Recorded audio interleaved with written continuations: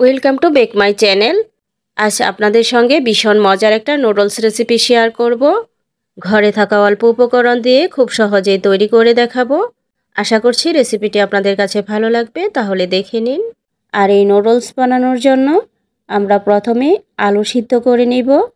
আর আলুটা খুবই নরম করে সিদ্ধ করে নিতে হবে, যাতে ভালোভাবে ম্যাশ করা যায়। বেশ অনেকক্ষণ জাল করে আলুটাকে ভালোভাবে সিদ্ধ করে নিয়েছি। আর আলু ভালোভাবে সিদ্ধ হলে দেখুন খোসাটা একেবারে ফেটে যাবে। এ পর্যায়ে তুলে নিব, তুলে ঠান্ডা করে খোসা ছাড়িয়ে নিব।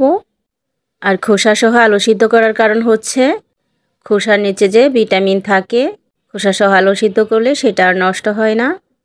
খোসা ছাড়ানো হয়ে গেলে ম্যাশ করে নিব।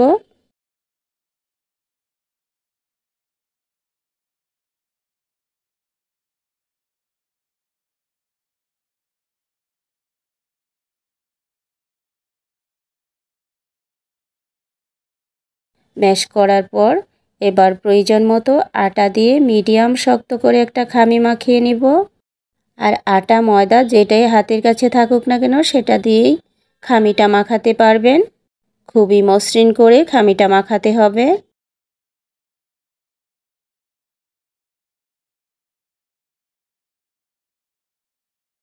এবার প্রয়োজন মতো লবণ দিয়ে দিব আর কোয়ার্টার চামচ বেকিং সোডা দিয়ে দিব। আর খামি মাখানো হয়ে গেছে।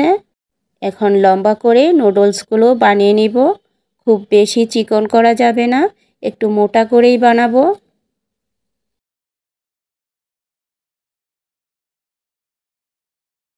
ঠিক একই প্রসেসে সবগুলো নুডলস বানিয়ে নেব।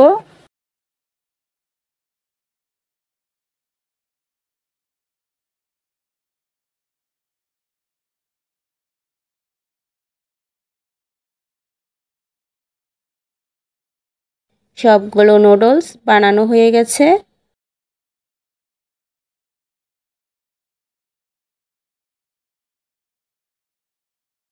এবার পরের প্রসেসে চলে যাব। চুলায় আগে থেকেই একটা পাত্রে পানি ফুটিয়ে নিয়েছি। ফুটন্ত গরম পানিতে নুডলসগুলো দিয়ে দিতে হবে।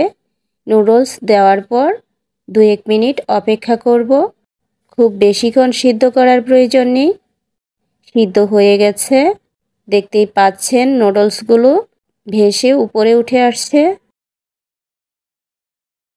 এবার চুলা অফ করে একটা চালনের মধ্যে নিয়ে ঠান্ডা পানি দিয়ে ধুয়ে নিব।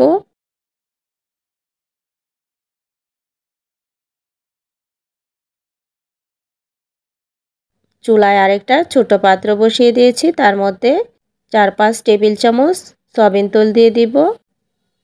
আর তেলটা ভালোভাবে গরম করে নিতে হবে। এখানে আরেকটা বাটি নিয়েছি, এর মধ্যে রসুন কুচি দিয়ে দিব 2 টেবিল চামচ, সাদা তিল 1 টেবিল চামচ, গোলমরিচের গুঁড়া 1 টেবিল চামচ, কাঁচামরিচ কুচি দিব প্রয়োজন মতো। ঝাল যে যেমন খেতে পছন্দ করেন সেভাবে দিয়ে নিতে পারেন।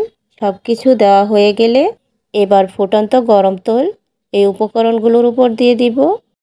তেল দেওয়ার পর 1 মিনিটের মতো অপেক্ষা করব, যাতে মশলাগুলো রোস্ট হয়ে যায়। কিছুক্ষণ অপেক্ষা করার পর এই পর্যায়ে দিয়ে দিব চিলি ফ্লেক্স 1 টেবিল চামচ আর দিব 1 প্যাকেট ম্যাজিক ম্যাগি মশলা। এটা আপনারা যে কোনো ছোটোখাটো মুদির দোকানেই পেয়ে যাবেন। এবার সবশেষে দিয়ে দিব টমেটো সস।